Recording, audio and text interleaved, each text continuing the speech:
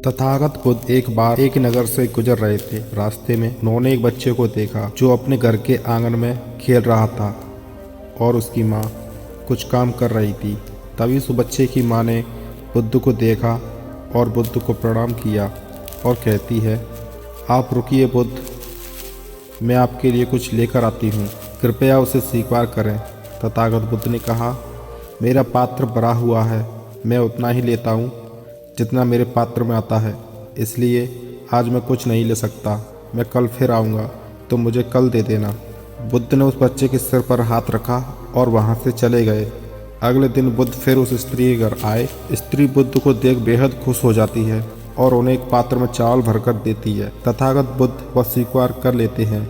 बुद्ध ने उस स्त्री को कुछ जड़ी बूटी दी और कहा, इसे चावल के बीच दबाकर रख देना और अपने बच्चे को इसका रस निकालकर पिलाना, इस तरह वह स्वस्थ बना रहेगा। स्त्री ने उस जड़ी बूटी को रख दिया और तथागत बुद्ध वहाँ से चले गए। एक महीने बाद तथागत बुद्ध श्रावस्ती में संसार में व्याप्त प्राणियों के पीड़ा पर उपदेश दे रहे थे। तभी उस सभा में एक स्त्री अपने बच्चे को अपने गले से लगाए बुद्ध के पास पहुंची और बच्चे को बुद्ध के चरणों में रखकर बोली, हे बुद्ध, मौत क्या होती है, उसकी वेदना क्या होती है, ये आप मुझसे पूछो। मैं एक विधवा हूँ, मेरा पुत्र भी मुझे अब छोड़कर चला गया, वह न अब रोता है न हंसता है। हे बुद्ध, क्या आपने मुझे नहीं पहचाना?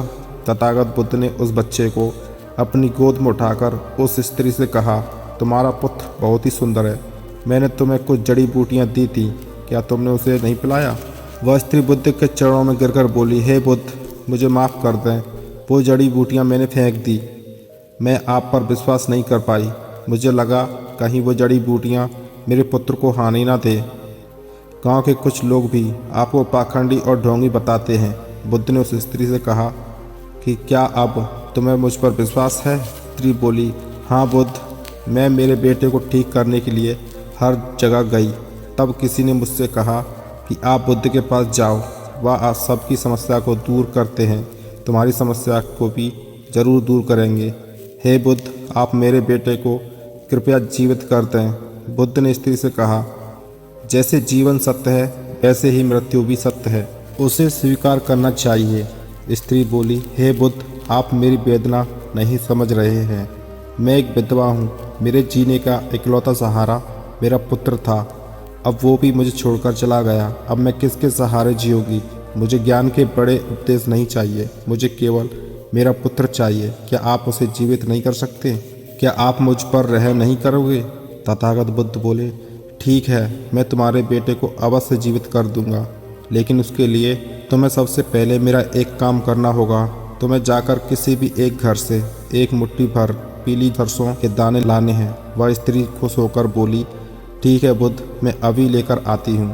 बुद्ध ने कहा, रुको, तुम्हें ये सरसों के दाने किसी ऐसे घर से लाने हैं जहाँ किसी की भी मृत्यु ना हुई हो। वह स्त्री खुश होकर अपने आंसू पोंछकर बोलती है, हे बुद्ध, मैं अभी लेकर आती हूँ। वह अपने बेटे को लेकर दौड़ती हुई गांव की तरफ जाती है।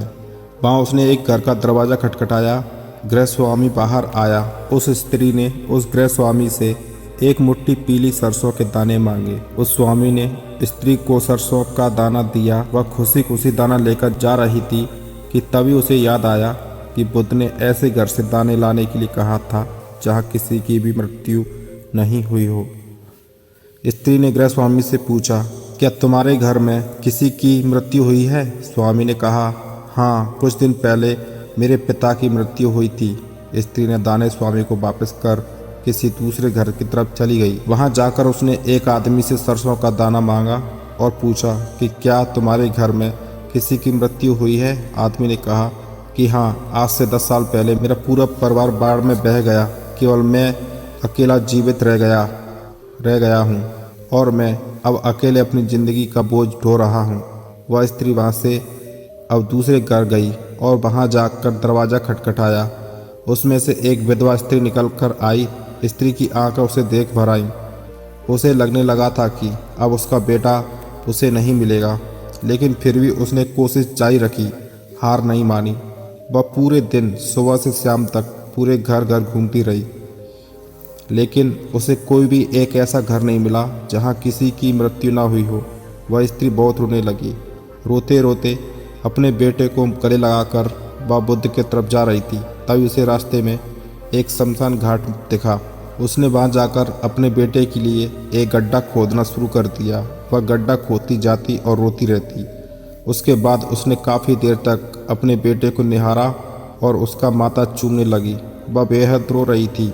उसने फिर उसी गड्ढे में अपने बेटे को दबा दिया और अपने आंसू पोंछकर तथागत बुद्ध के पास आ गई। बुद्ध वहीं उस सभा में उस स्त्री का इंतजार कर रहे थे। वह बुद्ध के चरणों में गिरकर रोने लगी। उसके आंसू रुकने का नाम ही नहीं ले रहे थे। वह बस रोती ही जा रही थी और वह कुछ नहीं बोल रही थी। तथागत बुद्ध ने कहा, जिसे जीवन मिला है उसे मृत्यु भी अवश्य मिलेगी, चाहे राजा हो या रंक या ज्ञानी बच्चा, वृद्ध ही क्यों ना हो, मृत्यु सभी को आनी है। वह स्त्री तथागत बुद्ध से बोली, हे बुद्ध, आप सच कहते हैं। पहले मुझे ऐसा लग रहा था कि मृत्यु का दर्द केवल मेरे अंदर ही है, लेकिन मैंने देखा मुझसे भी ज़्यादा और लोग हैं जो इस पीड़ा से गुजर रहे हैं।